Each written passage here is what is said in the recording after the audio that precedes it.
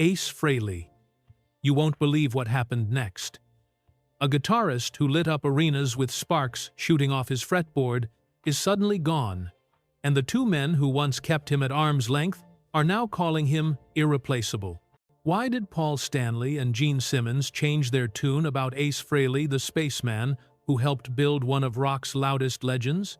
On the 16th of October 2025, Ace Frehley passed away at 74 inches Morristown, New Jersey, after a recent fall.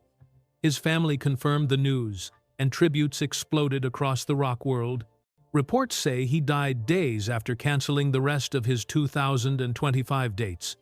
A medical examiner is still finalizing details, but the loss itself is beyond dispute. The kid from the Bronx who turned makeup and mayhem into magic gone. Now, here's where it gets even more dramatic.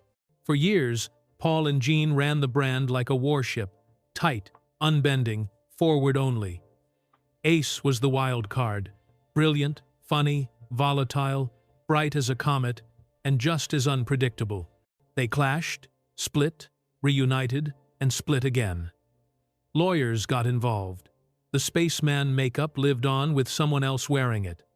Fans argued for decades about whether that was fair. But the moment Ace died, the tone shifted. In public statements, Paul and Gene didn't hedge, spin, or bury the lead. They said they were devastated, and they called Ace essential and irreplaceable. That word irreplaceable landed like a bell. Let's rewind to see why that meant so much. In 1973, a skinny, sharp-tongued kid in mismatched shoes plugged into a loud amp at an audition, and the room tilted. Ace Frehley didn't just play. He electrified. He shaped a sound that was sleazy and soaring, heavy and hilarious. And he painted a character, the silver-suited spaceman, that felt like pure comic book cool. When the band broke big, the songs with Ace's DNA, Shock Me, Rocket Ride, Strange Ways, didn't sound refined. They sounded alive. He could hear the danger. You could hear the grin. And when he went solo in '78, New York Groove proved he wasn't just a role player, he was a star in his own right. But real talk, life on a rocket is rough. Ace stumbled, left in '82, came back in the '90s for a blockbuster reunion, then left again in 2002 when the old friction boiled over. Meanwhile, the machine kept rolling.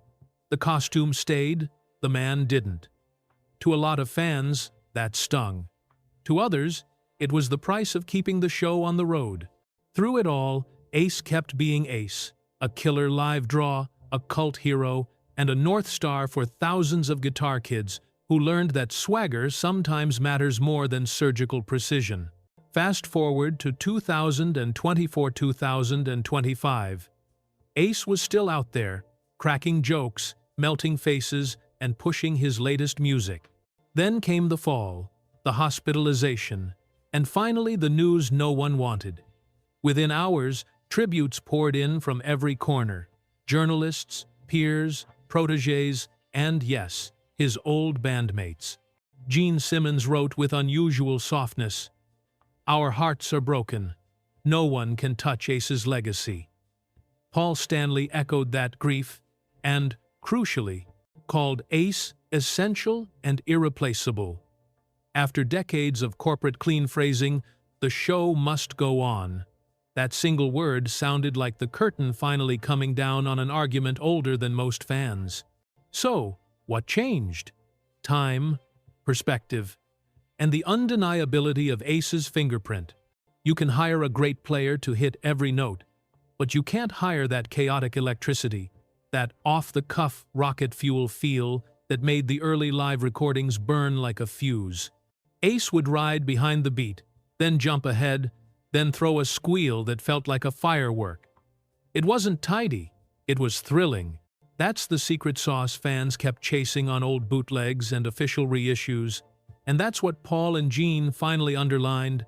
Some things you can brand, but you can't bottle. Another reason their words hit hard. For years, everyone played defense contracts, trademarks, image rights, the whole circus. The public bickering made headlines, but grief has a way of cutting the noise. In their joint tribute, the message was straight and human. Ace wasn't just part of the story. He was the story in so many of those formative nights. Even outlets that once treated the feuds like sport paused to acknowledge how central he was to rock theater itself.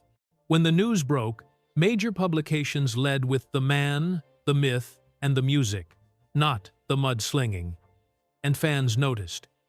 There's also a practical truth here: legacy.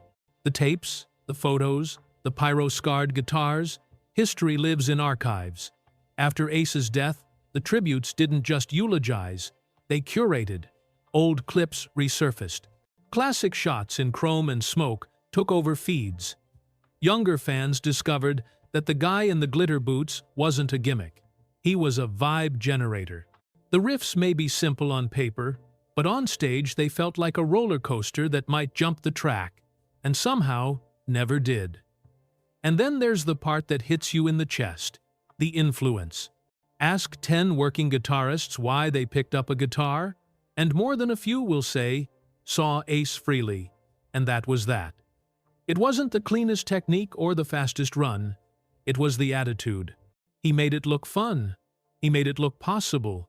He made it look like the best bad idea you were ever going to make. So, why did Paul Stanley and Gene Simmons publicly call Ace irreplaceable after so many years of distance?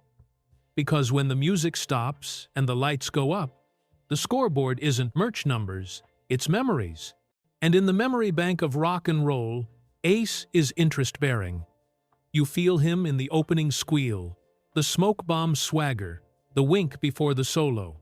You feel him when a teenager in a garage plugs into a cheap amp and thinks, "What if I just go for it?" As investigations wrap and the final reports get typed up, remember this: the paperwork can tell you how we lost him. The records, the videos, the stories tell you why he mattered. And on that score, Ace Frehley didn't just play guitar. He changed the temperature of the room. If you've ever air guitared that Shock Me Bend, if you've ever felt your heart jump at the slam of a downbeat under a rain of sparks, you're part of his echo. That doesn't go away, not with time. Not with arguments, not with headlines. The spaceman leaves a contrail. Here's my ask to you. Yeah, you. The one who still keeps a battered CD in the car for late-night drives. Drop your favorite Ace moment in the comments. The show, the song, the ridiculous story your buddy swears is true. If this hit you in the feels, tap like so, more fans find it. And if you want deeper dives into the musicians who shaped your life, warts, wonder, and everything between, subscribe. Next up, we're pulling apart one legendary live solo and finding out exactly why it still tingles the spine half a century later. For now, raise a pick, tilt your chin to the lights, and send one up for Ace Frehley irreplaceable, indeed.